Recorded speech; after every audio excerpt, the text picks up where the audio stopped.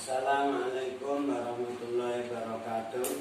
Waalaikumsalam warahmatullahi wabarakatuh. Alhamdulillah, wassalatu wassalamu ala rasulillah wa ala alihi wa sahbihi wa man wala.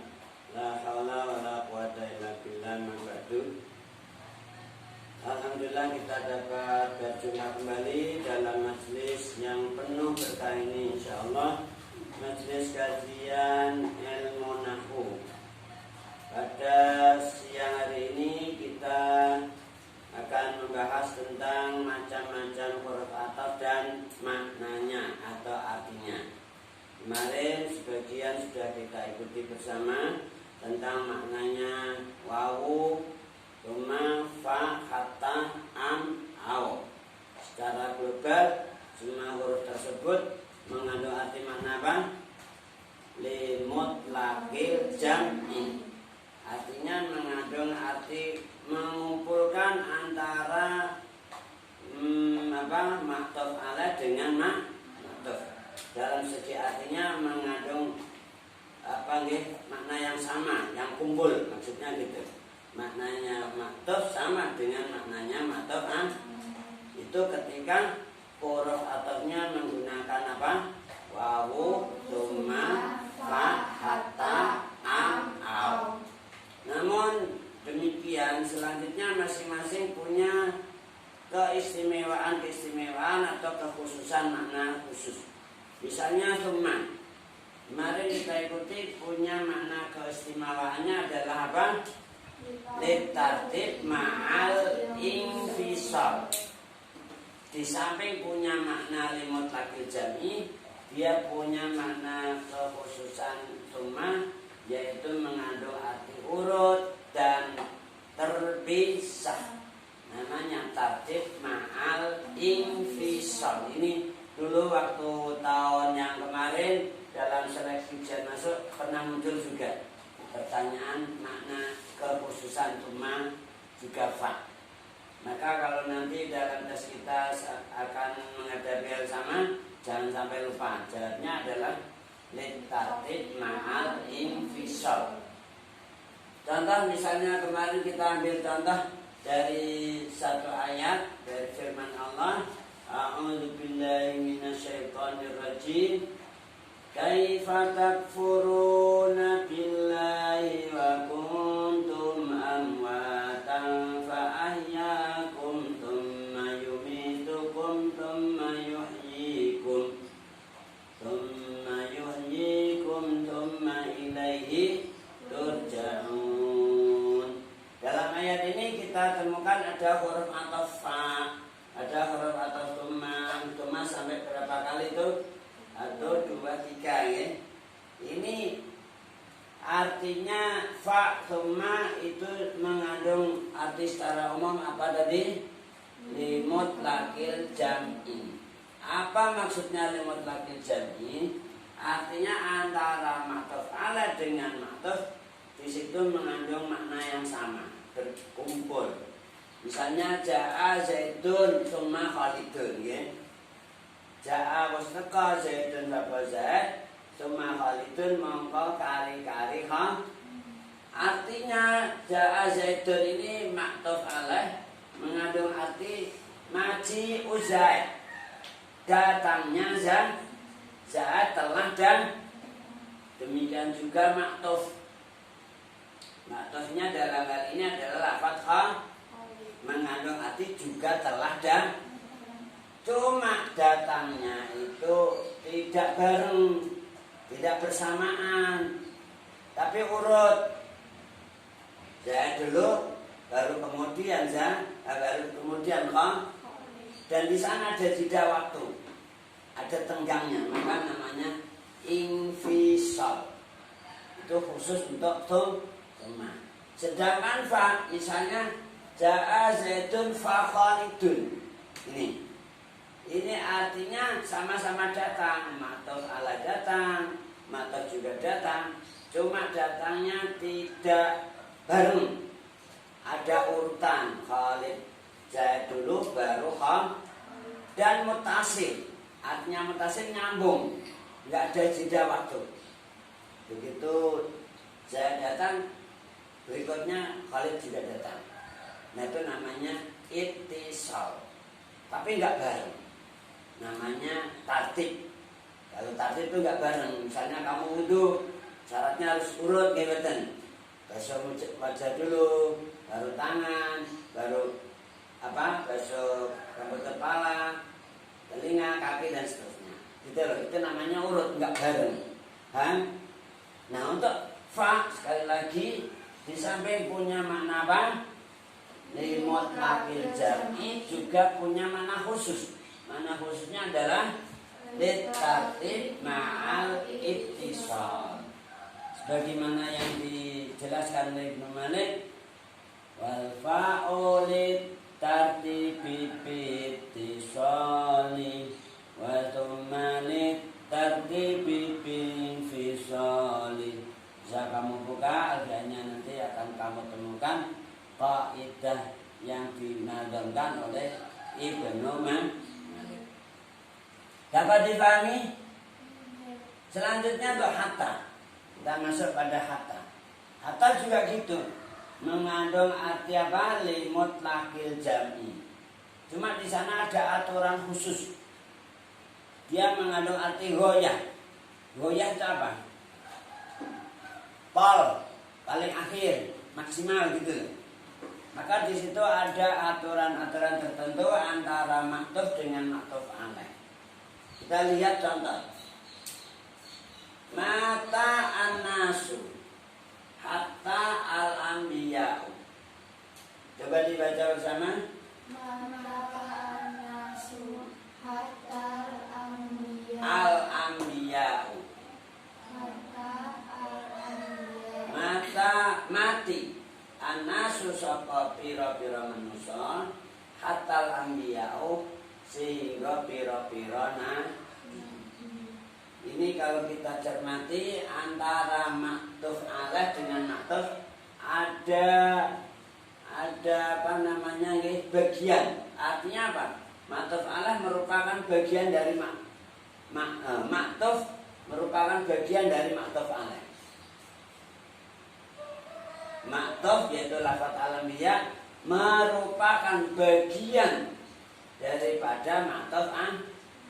Kita tahu namanya anbiya, para nabi itu malaikat apa manusia? Para nabi, para rasul itu terdiri dari malaikat apa dari manusia? Nah, ini namanya al-anbiya, bagian dari nas. Jadi syaratnya ataf menggunakan huruf hatta itu maktufnya harus merupakan bagian dari maktuf alaih. Ini syarat. Beda dengan ini tadi, dengan toma, dengan fa, dengan wawu. Khalid bukan Zaid, Zaid bukan Khalid. Individu-individu lain. Begitu maksudnya. Bukan Khalid itu bagiannya Zaid atau Zaid termasuk bagian Khalid, bukan. Tapi kalau dalam hal huruf atofnya hatta, namanya nabi, itu manusia. Anas, jadi al-anbiya merupakan bagian dari manusia. Di samping itu, manusia itu jenjangnya atau martabatnya beda-beda, tingkatannya beda-beda.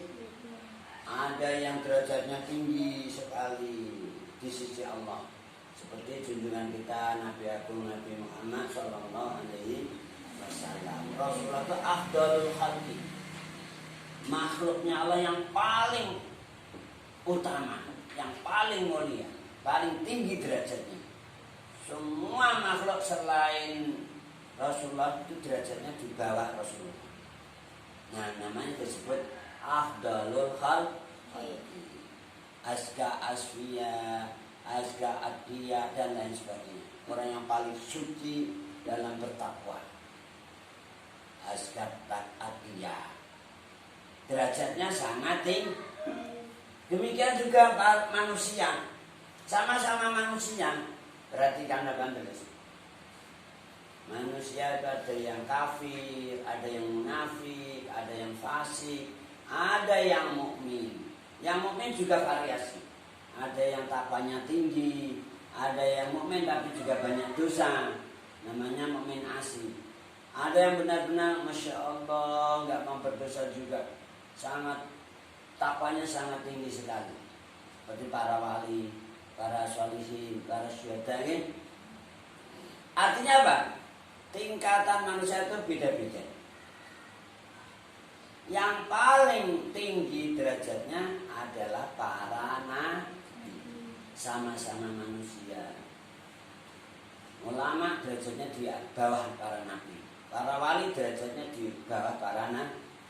Manusia secara umum yang tertinggi derajatnya adalah anbiya. Para nabi beda-beda derajatnya. Ada yang paling tinggi sekali yaitu Rasulullah. Nah ini artinya apa? Ma'tuf alaih merupakan goyah dari ma'tuf, merupakan goyah dari ma'tuf alaih. Ini syaratnya huruf ataf hatta. Contoh lain. Mana contoh lain? Di sini ada ya. Kita buat contoh lain. Akaltu as-samakata hatta ra'saha. Nah, kita lihat. Akaltu as-samakata. As-samakata ini namanya ma'tuf alaih. Ra'saha ini namanya maktub. Boleh dicatat bahwa huruf ataf ata itu digunakan untuk mengatofkan maktuf yang merupakan bagian dari maktuf alaih dan sekaligus merupakan ghoyahnya. Maktuf merupakan bagian dari maktuf alaih dan sekaligus merupakan ghoyahnya. Maka biasa diartikan sehingga. Sehingga itu maksimal, ghoyah namanya. Akaltu mangan sapa ingsun as-samakata ing iwak. Hatta ra'saha sehingga ndase samakat. Hatta ra'saha sehingga ndase samakat. Kamu tahu mana maktuf alaihnya dalam contoh itu? Dalam contoh akal tu asama kata mana maktuf alaihnya? Mana maktufnya? Mana huruf atafnya? Nah, ini hatta merupakan salah satu huruf ataf yang punya makna limut lakil jam. Apa artinya mutlakil jami? Mutlaknya kumpulnya dalam hal apa? Artinya samaka ini tidak dimakan, wis tak pangan. Dasnya juga habis, das saya makan. Maksudnya sama-sama dimakan. Namanya limut lakil jam. Kemudian untuk hatta ada peraturan khusus. Enggak seperti wawu, enggak seperti summa, enggak seperti fa. Apa aturan khususnya? Aturan khususnya maktuf harus merupakan bagian dari maktuf alaih. Harus. Di samping bagian harus merupakan ghoyah. Maka nanti bisa kamu pertajam pemahaman itu, kamu buka alfiah kamu, terjemahannya, kamu pelajari tentang tata tertib atau prosedur. Bahasa kamu prosedur atau bisa difungsikan sebagai huruf a. Kita lihat namanya samakah ikan itu ada ekor, ada perut, ada kepala, gimana? Kepala merupakan bagian dari ikan bukan? Kepala merupakan puncaknya enggak? Nah, puncaknya itu namanya ghoyah. Namanya apa? Ghoyah. Beda dengan ini. Misalnya kamu bilang Ja'a Zaidun hatta Khalidun, enggak boleh. Ja'a mustaqa Zaidun sapa Zaid hatta Khalidun sehingga Khalid. nggak bisa, nggak boleh pakai hatta dalam hal itu. Kenapa? Karena Khalid bukan bagian dari saya. Ini sudah individu lain gitu. Paham sebenarnya? Ini namanya prosedur untuk hatta. Kemudian juga ada aturan mainnya.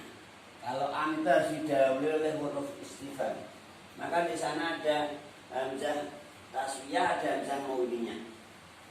Ini maulinya. Hamzah taswiyah seperti ini. Sawa'un alaina ajazi'na am sabarna. Hamzah yang am yang didahului oleh hamzah taswiyah, yaitu hamzah yang didahului oleh lafaz sawa'un. Sawa'un padha alaina atase ingsun kita para penghuni neraka. Ajazi'na potong Rasulullah sapa kita, am sabarna utawa sabar sapa kita. Di neraka itu nih, Masya Allah, na'udzubillahi min. Masya Allah, sakitnya bukan main, beratnya bukan, teriak-teriak histeris di sana itu nih. Pernah dengar gak tangisan ahli kubur? Ahli kubur itu sudah merasakan siksa kredit belum cash, kredit dari siksa neraka. Pernah dengar cerita ahli kubur? Gak pernah. Lewat kuburan pernah? Mendengar gak? Ya Allah, itulah kita, karena kita banyak dosa sehingga gak mendengar cerita para Allah. Di sana menangis nih.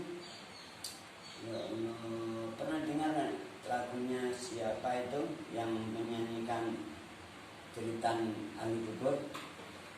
Suara rintihan, suara tangisan insan yang berdosa,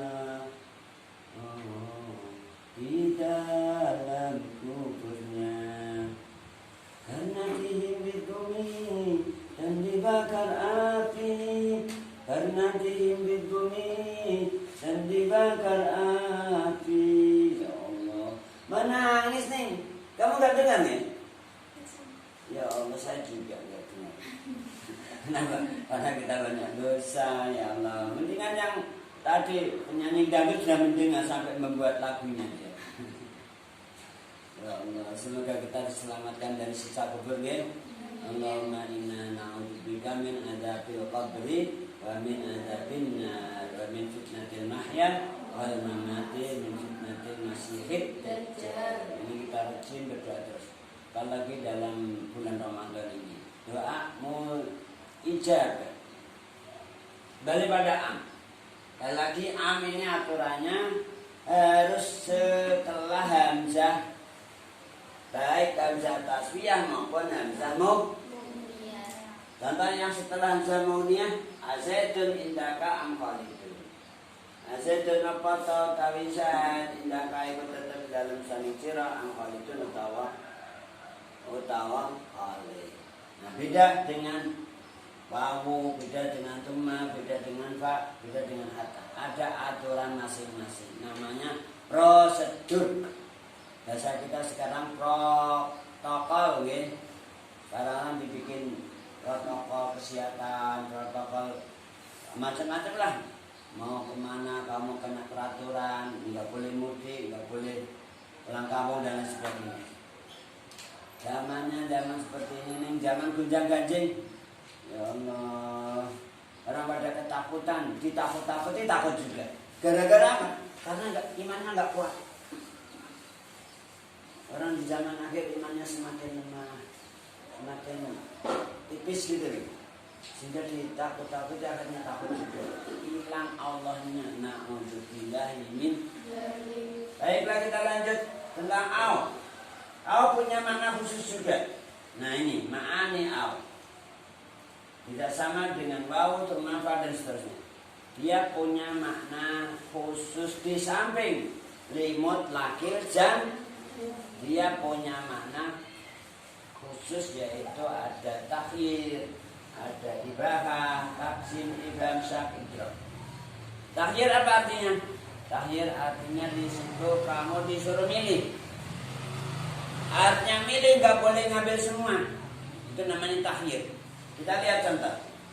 Khud min mali dirhaman au dinar. Khud, ambillah. Cupun oleh sira. Min mali saking harta ingsun, dirhaman ing sak dirham. Au dinar utawa ing sak dinar.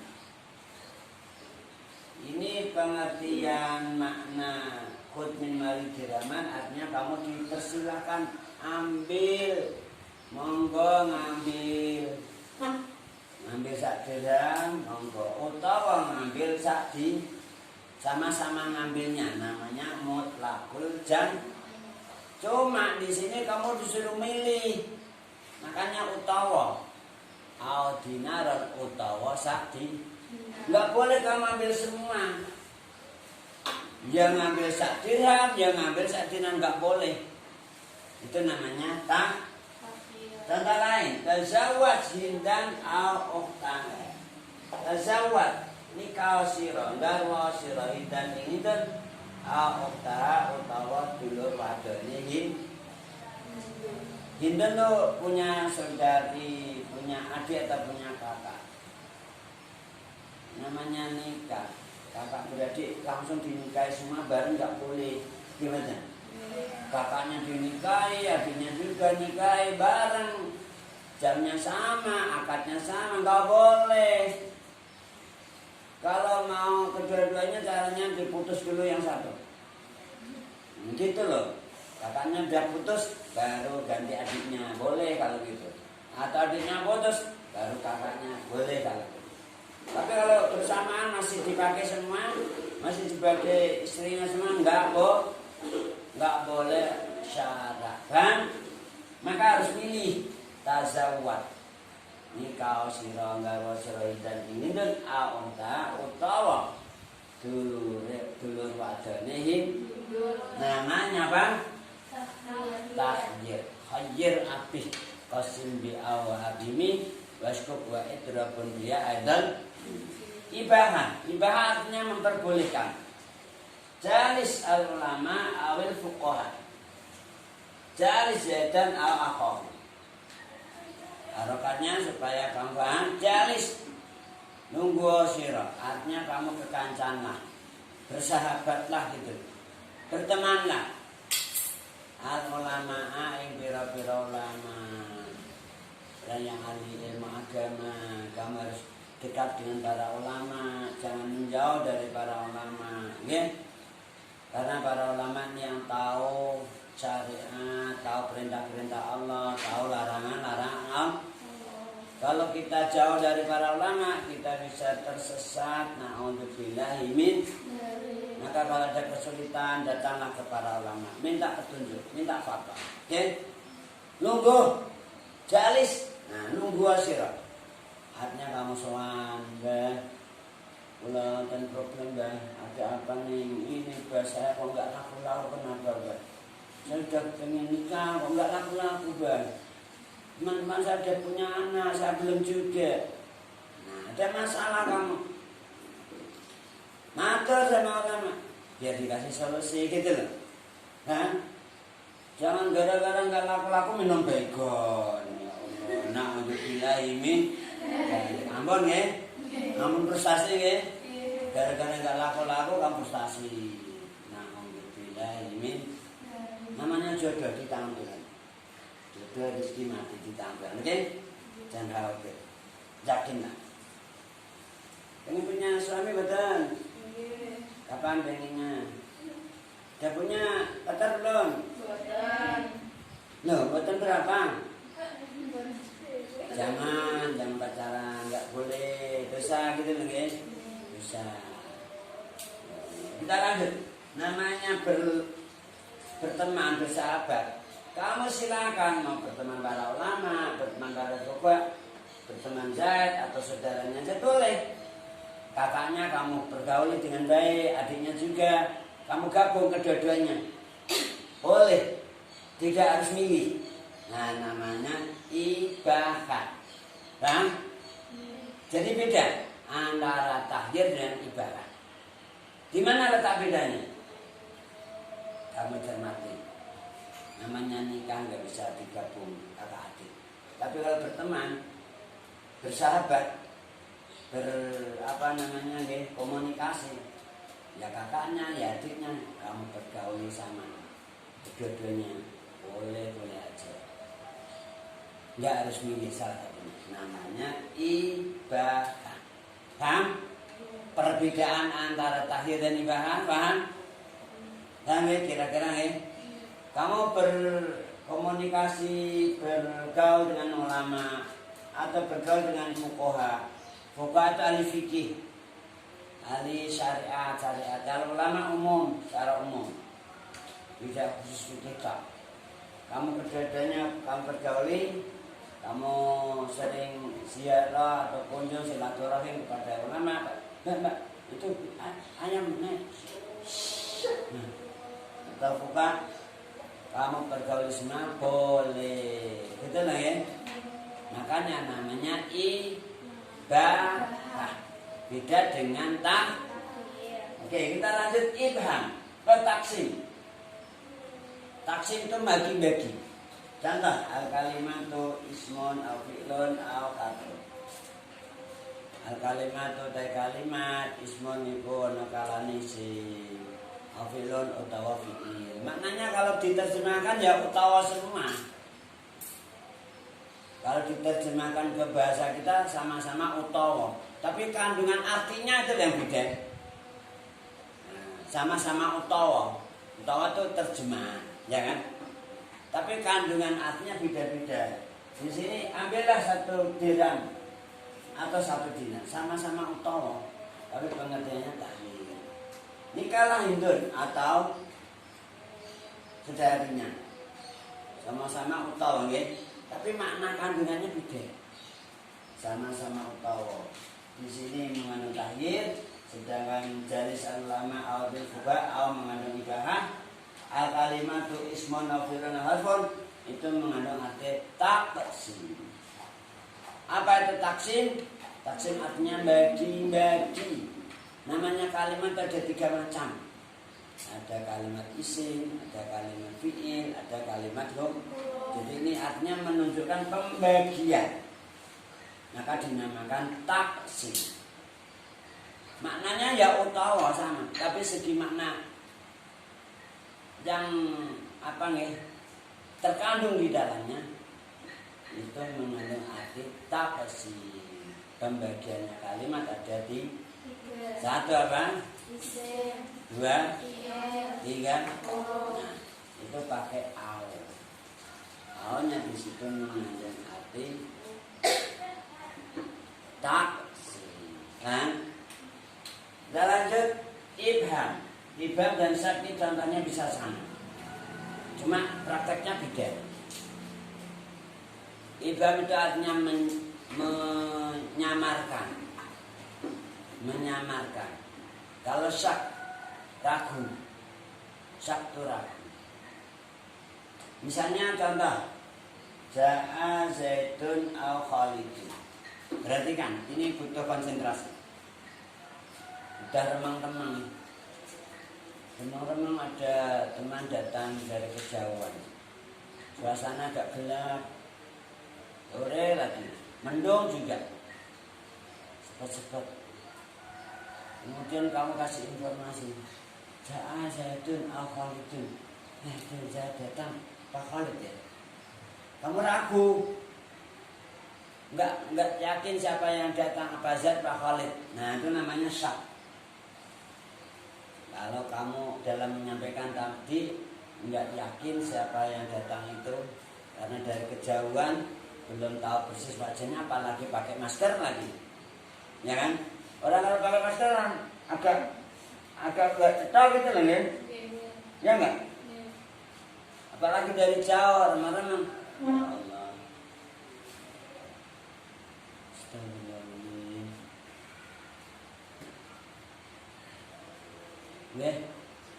Niku namanya syak, ragu. Paham? Tapi kalau ibham itu sengaja, saya nggak ragu, tahu persis. Yang datang itu Zaid bukan Khalid. Yang datang itu Zaid bukan Khalid. Tapi dalam menyampaikan saya bilang ja'a apa? Ja'a Zaidun au Khalid. Sengaja saya rahasiakan atau saya samarkan. Sebenarnya saya tahu persis siapa yang datang. Nah ini tergantung mutakalimnya. Artinya contohnya bisa sama, tapi pengertian makna ada yang menunjukkan makna apa? Ibham, ada yang menunjukkan makna syak. Tergantung pihak mutakalimnya. Oke? Paham? Masih satu lagi idrak. Idrak itu nyusuli. Idrak itu nyusuli, menjelaskan atau tabyin. Tabyin itu menjelaskan, menegaskan. Namanya idrak. Ya Allah. Idrak. Jadi misalnya ini kanu samanina au satu samaniyah. Kanu ana sapa wong akeh samanina iku 80. Au satu tawa tambah samaniyah ing 8. Jadi enggak 80 tapi 88. Ini ada aunya. Makanya au di situ mengandung arti mempertegas, menjelaskan, namanya idrak. Namanya apa? Idrak. Sampai di situ dapat dipahami? Alhamdulillah. Masih satu lagi balakin lah. Insyaallah di lain waktu ya. Kita lanjut di lain waktu insyaallah, karena kita sudah habis waktunya asar. Mari kita tutup dengan